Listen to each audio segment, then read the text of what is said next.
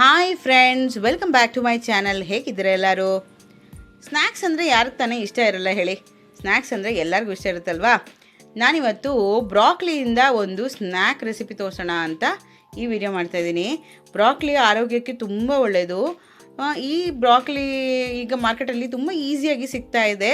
ಹಾಗಾಗಿ ನಾನು ಈ ಬ್ರಾಕ್ಲಿನ ಬಳಸ್ಬಿಟ್ಟು ನಾನಿವತ್ತು ಬ್ರಾಕ್ಲಿ 65 ತೋರಿಸ್ತಾ ಇದ್ದೀನಿ.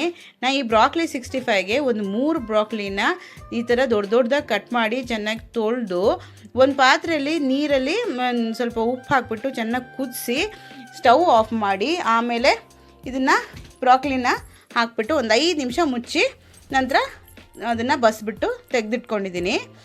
ಇದಕ್ಕೆ ನಂತರ ಇಲ್ಲಿ 3 ಟೇಬಲ್ ಸ್ಪೂನಷ್ಟು ಮೈದಾ ಬೇಕಾಗುತ್ತೆ. ಇದನ್ನು ಮಾಡ್ಕೊಳ್ಳೋಕ್ಕೆ 2 ಟೇಬಲ್ ಸ್ಪೂನಷ್ಟು ಕಾರ್ನ್ಫ್ಲೋರು, 2 ಟೀ ಸ್ಪೂನಷ್ಟು ಶುಂಠಿ ಬೆಳ್ಳುಳ್ಳಿ ಪೇಸ್ಟು, ಸ್ವಲ್ಪ ಕರಿಬೇವು,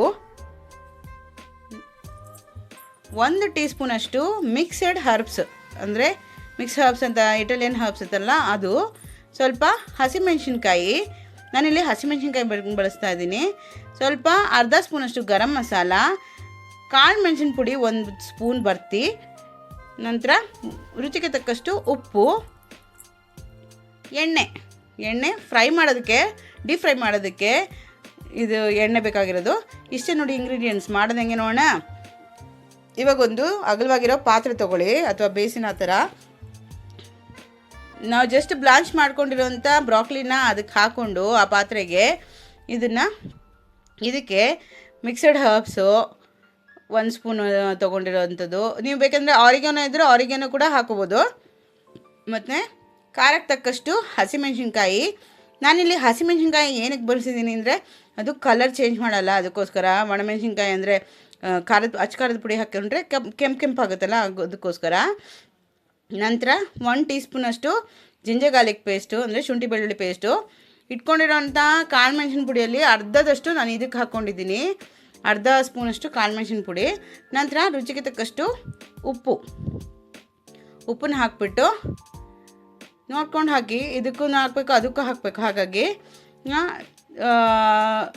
ಉಪ್ಪನ್ನ ಹಾಕ್ಬಿಟ್ಟು ಚೆನ್ನಾಗಿ ಕೈಯಲ್ಲಿ ಇದನ್ನು ಎಲ್ಲ ಇದಕ್ಕೆ ಬ್ರಾಕ್ಲಿಗೂ ಮಿಕ್ಸ್ ಆಗೋ ಥರ ಇದು ಮಸಾಲೆ ಏನನ್ನು ನಾವು ಹಾಕಿದ್ದೀವಲ್ಲ ಅದೆಲ್ಲ ಕೋಟ್ ಆಗೋ ಥರ ನಾವು ಈ ಥರ ಮಿಕ್ಸ್ ಮಾಡ್ಕೋಬೇಕು. ಚೆನ್ನಾಗಿ ಮಿಕ್ಸ್ ಮಾಡಿಕೊಂಡು ಕೈಯಲ್ಲೇ ಮಿಕ್ಸ್ ಮಾಡ್ಕೋಬೇಕು. ಸ್ಪೂನಲ್ಲೆಲ್ಲ ಇಷ್ಟು ಚೆನ್ನಾಗಿ ಮಿಕ್ಸ್ ಆಗಲ್ಲ ಅಲ್ವಾ? ಹಾಗಾಗಿ ಕೈಯಲ್ಲೇ ಮಿಕ್ಸ್ ಮಾಡಿಕೊಂಡು ಇದನ್ನು ಒಂದು 10 ನಿಮಿಷ ಮ್ಯಾರಿನೇಟ್ ಆಗೋಕ್ಕೆ ಬಿಟ್ಬಿಡಬೇಕು.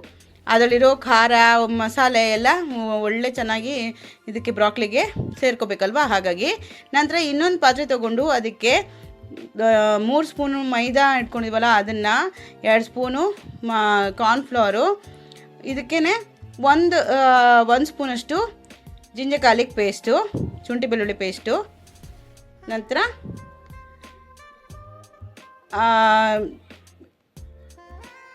ಕಾಳು ಮೆಣಸಿನ ಪುಡಿ, ನಾವು ಇನ್ನೊಂದು ಅರ್ಧ ಇಟ್ಕೊಂಡಿದ್ವಲ್ಲ ಆ ಕಾಳು ಮೆಣಸಿನ ಪುಡಿ, ನಂತರ ಒಂದು ಅರ್ಧ ಸ್ಪೂನಷ್ಟು ಗರಂ ಮಸಾಲ, ನಂತರ ಇದಕ್ಕೆ ಬ್ಯಾಟರಿಗೆ ಎಷ್ಟು ಬೇಕೋ ಅಷ್ಟು ಸ್ವಲ್ಪ ಉಪ್ಪು ಅಷ್ಟೇ.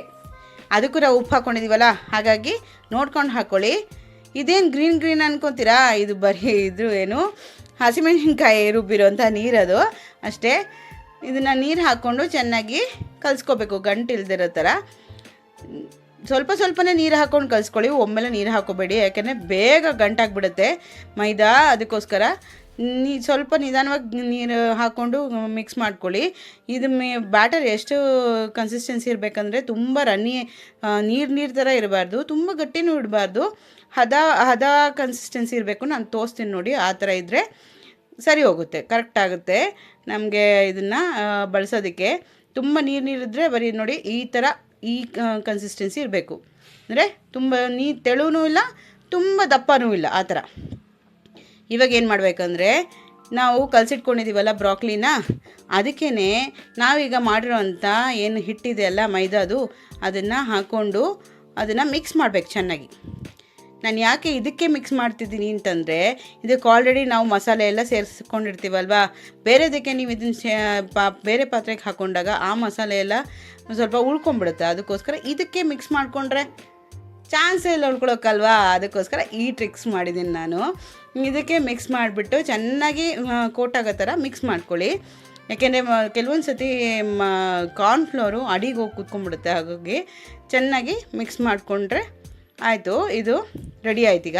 ಇವಾಗ ಏನು ಮಾಡಬೇಕು ಅಂದರೆ ಇದನ್ನು ಆ ಕಡೆ ಸೈಡಿಗೆ ಇಟ್ಕೊಂಡು ಸ್ಟವ್ ಮೇಲೆ ಒಂದು ಎಣ್ಣೆ ಬಾಣಲೆ ಇಟ್ಟು ಇದು ಎಣ್ಣೆ ಬಿಸಿ ಆಗೋಕ್ಕೆ ಸ್ವಲ್ಪ ಉರಿನ ಹೈ ಫ್ಲೇಮಲ್ಲಿ ಇಟ್ಕೊಳ್ಳೋಣ. ಒಂದು ಸತಿ ಎಣ್ಣೆ ಬಿಸಿ ಆದಮೇಲೆ ಇವಾಗ ಇದಕ್ಕೆ ಒಂದೊಂದಾಗೆ ಹಾಕ್ಕೊಂಡ್ರೆ ಆಗುತ್ತೆ. ಫಸ್ಟಿಗೆ ನೀವು ಸ್ವಲ್ಪ ಹೈ ಫ್ಲೇಮೇ ಇಟ್ಕೊಳ್ಳಿ, ತೊಂದರೆ ಇಲ್ಲ. ಆದರೆ ಆಮೇಲೆ ಸ್ವಲ್ಪ ಮೀಡಿಯಮ್ ಫ್ಲೇಮ್ ಮಾಡ್ಕೊಳ್ಳಿ. ಯಾಕೆಂದರೆ ಹೈ ಫ್ಲೇಮಲ್ಲೇ ಬೆಳೆದರೆ ಒಳಗಡೆ ತನಕ ಬೇಯಲ್ಲ, ಕ್ರಿಸ್ಪಿ ಆಗೋಲ್ಲ, ಮತ್ತು ಒಂಥರ ಮೆದು ಆಗಿಬಿಡುತ್ತೆ. ಅದಕ್ಕೋಸ್ಕರ ನೀಟಾಗಿ ಎಷ್ಟು ನೀವು ಎಣ್ಣೆ ಇಟ್ಟಿದ್ರೆ ಅದರ ಅನುಗುಣವಾಗಿ ನೀವು ಬ್ರಾಕ್ಲಿನ ಹಾಕ್ಕೊಳ್ಬೋದು. ಹಾಕಿದ ತಕ್ಷಣ ಸೌಟ್ ಹಾಕಬೇಡಿ, ಒಂದು ನಿಮಿಷ ಬಿಟ್ಟು ಆಮೇಲೆ ಸೌಟ್ ಹಾಕಿ ಈ ಥರ ಮಿಕ್ಸ್ ಮಾಡ್ಕೊಳ್ಳಿ. ಚೆನ್ನಾಗಿ ಅದು ಬಬಲೆಲ್ಲ ನಿಲ್ಲಬೇಕು, ಅಲ್ಲಿ ತನಕ ನೀವು ಮಿಕ್ಸ್ ಮಾಡಬೇಕು. ಓಕೆನಾ? ಅಂದರೆ ಬೇಯಿಸ್ಬೇಕು, ಬಬಲೆಲ್ಲ ನಿಲ್ಲಬೇಕು, ಅಲ್ಲಿ ತನಕ ಫ್ರೈ ಮಾಡಬೇಕು. ಇದನ್ನು ನೋಡಿ ಎಷ್ಟು ಚೆನ್ನಾಗಿದೆ ಅಲ್ವಾ? ತುಂಬ ಕ್ರಿಸ್ಪಿಯಾಗಿರುತ್ತೆ ಫ್ರೆಂಡ್ಸ್, ತುಂಬ ಚೆನ್ನಾಗಿರುತ್ತೆ. ನಮ್ಮ ಮನೇಲಂತೂ ಎಲ್ಲರೂ ಇಷ್ಟಪಟ್ಟು ತಿಂತಾರೆ. ಹೌದು, ಎಣ್ಣೆದು ಐಟಮ್ಮು, ಬಟ್ ಜಾಸ್ತಿ ಎಣ್ಣೆ ಇದು ಎಳೆಯಲ್ಲ, ತುಂಬ ಕಮ್ಮಿ ಎಣ್ಣೆ ಇರುತ್ತೆ. ಅಂದರೆ ಎಣ್ಣೆ ಜಾಸ್ತಿ ಎಳೆಯಲ್ಲ ಇದು ನಾನು ನೋಡ್ದಂಗೆ. ಬಟ್ ಹೋಟೆಲ್ ಸ್ಟೈಲಲ್ಲೇ ಇರುತ್ತೆ, ತುಂಬ ಚೆನ್ನಾಗಿರುತ್ತೆ. ನಿಮ್ಗೆ ಇನ್ನೂ ಇದ್ರದ್ದು ಕಲರ್ ಇನ್ನೂ ಹೆಚ್ಚಿಗೆ ಬರಬೇಕು ಅಂತಂದರೆ ನೀವು ಮೈದಾ ಕಲಸಿರೋ ಬ್ಯಾಟರ್ ಇದೆಯಲ್ಲ, ಅದಕ್ಕೆ ನೀವು ಪಾಲಕ್ ಸೊಪ್ಪನ್ನ ಬ್ಲಾಂಚ್ ಮಾಡಿ ಅಥವಾ ಹಾಗೇ ರುಬ್ಬಿ ಹಾಕಿದರೆ ಒಳ್ಳೆ ಗ್ರೀನ್ ಕಲರ್ ಬರುತ್ತೆ. ಬಟ್ ನನ್ನ ಹತ್ರ ಇರಲಿಲ್ಲ, ಹಾಗಾಗಿ ನಾನು ಹಾಕಲಿಲ್ಲ. ನೀವು ಟ್ರೈ ಮಾಡಬೇಕಾದ್ರೆ ಅದನ್ನು ಹಾಕ್ಬಿಟ್ಟು ಪಾಲಕ್ ಸೊಪ್ಪು ಅದ್ರದ್ದು ಏನು ಪ್ಯೂರಿ ಹಾಕ್ಬಿಟ್ಟು ಟ್ರೈ ಮಾಡಿ ನನಗೆ ತಿಳಿಸಿ ಹೇಗೆ ಬಂತು ಅಂತ. ನೆಕ್ಸ್ಟ್ ಇನ್ನೊಂದು ಸತಿ ನಾನು ಕೂಡ ಟ್ರೈ ಮಾಡ್ತೀನಿ. ಖಂಡಿತ ಅದು ಚೆನ್ನಾಗೇ ಬರುತ್ತೆ, ನಾನು ಖಂಡಿತ ಗ್ಯಾರಂಟಿ ಕೊಡ್ತೀನಿ ನಿಮಗೆ. ಈ ರೆಸಿಪಿ ಅಂತೂ ತುಂಬ ಚೆನ್ನಾಗಿರುತ್ತೆ. ಇದನ್ನು ಸ್ನ್ಯಾಕ್ಸ್ ಆಗಿನೂ ಕೂಡ ನೀವು ತಿನ್ಬೋದು, ಅಥವಾ ಏನು ಊಟಕ್ಕೆ ಸೈಡ್ ಡಿಶ್ ಆಗಿ ಕೂಡ ತಿನ್ಬೋದು. ತುಂಬ ರುಚಿಯಾಗಿರುತ್ತೆ. ನೀವು ಮತ್ತೆ ಮಾಡ್ತೀರಾ, ನಿಮ್ಮ ಮನೇಲಿ ಮತ್ತೆ ಮಾಡು ಅಂತ ಕೇಳ್ತಾರೆ ಎಲ್ಲರೂ. ಇದನ್ನು ನೀವೇನಾದರೂ ಮಾಡಿಕೊಟ್ರೆ ನಿಮ್ಮ ಮನೇಲಿರೋರೆಲ್ಲರೂ ಮಕ್ಕಳಿಂದ ಎದ್ದು ದೊಡ್ಡವ್ರ ತನಕ ನಿಮ್ಮ ಫ್ಯಾನ್ ಆಗಿಬಿಡ್ತಾರೆ. ಖಂಡಿತ ಟ್ರೈ ಮಾಡಿಬಿಟ್ಟು ಹೇಗಿತ್ತು ಅಂತ ನನಗೆ ಕಮೆಂಟ್ ಬಾಕ್ಸಲ್ಲಿ ತಿಳಿಸಿ. ಸಖತ್ ಕ್ರಿಸ್ಪಿಯಾಗಿತ್ತು ಇದು. ನಾನು ಆ್ಯಕ್ಚುಲಿ ಕರ್ಬೇವನ್ನು ಕೂಡ ಫ್ರೈ ಮಾಡಿದ್ದೆ, ತೋರ್ಸೋಕ್ಕೆ ಮರ್ತೋಯ್ತು. ನೋಡಿ ಹೆಂಗಿದೆ, ಹೋಟ್ಲ್ ಲುಕ್ ಇಲ್ವಾ? ಹೋಟ್ಲ್ ಲುಕ್ ಮಾತ್ರ ಅಲ್ಲ, ಹೋಟ್ಲ್ಗಿಂತನೂ ಟೇಸ್ಟಿಯಾಗಿರುತ್ತೆ, ತುಂಬ ರುಚಿಯಾಗಿರುತ್ತೆ. ನಾನು 100% ಗ್ಯಾರಂಟಿಯಿಂದ ಹೇಳ್ತೀನಿ. ಖಂಡಿತ ಟ್ರೈ ಮಾಡಿಬಿಟ್ಟು ಹೇಗಿತ್ತಂತ ಕಮೆಂಟ್ ಬಾಕ್ಸಲ್ಲಿ ತಿಳಿಸಿ.